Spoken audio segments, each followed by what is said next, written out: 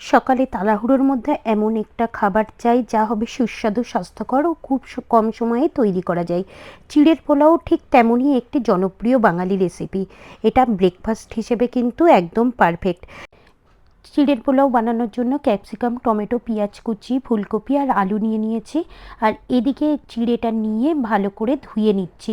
চিড়েটা কিন্তু খুব ভালো করে ধুয়ে নিতে হবে যাতে এর মধ্যে যা ময়লা আছে বেরিয়ে যায়। আপনারা যদি একটু নরম চিড়ের পোলাও চান সেক্ষেত্রে এটাকে কিন্তু 2 মিনিট মতো জলেতে ভিজিয়ে রাখবেন। আমি যেহেতু একটু ঝরঝরে চাইছি সেহেতু এটাকে ধুয়ে নিয়েই পোলাওটা করব।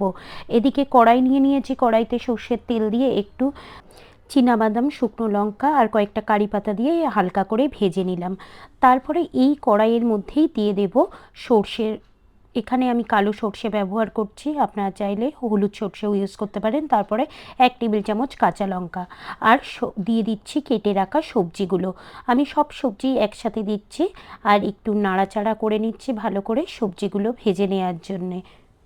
সবজি কিন্তু বাড়িতে যেমন অ্যাভেলেবেল থাকবে সেই অনুযায়ী ইউজ করবেন। আর এখন দিয়ে দেব একটু পরিমাণ মতো নুন, 1/2 টেবিল চামচ হলুদ গুঁড়ো।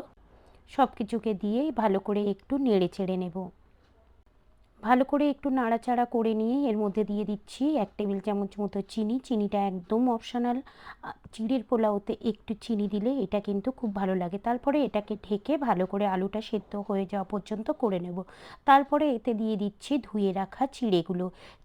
চিড়েগুলো দিয়ে জাস্ট ভালো করে নাড়িয়ে নেব। একটু ভালো করে নাড়াচাড়া করে নিয়েই সব কিছু মিশিয়ে নিয়ে এর মধ্যে দিয়ে দিচ্ছি কারি পাতা, শুকনো লঙ্কা আর ভেজে রাখা বাদামগুলো। এই সব কিছু দিয়ে চিড়েটাকে খুব ভালো করে 2 থেকে 3 মিনিট মতো রান্না করে নেব।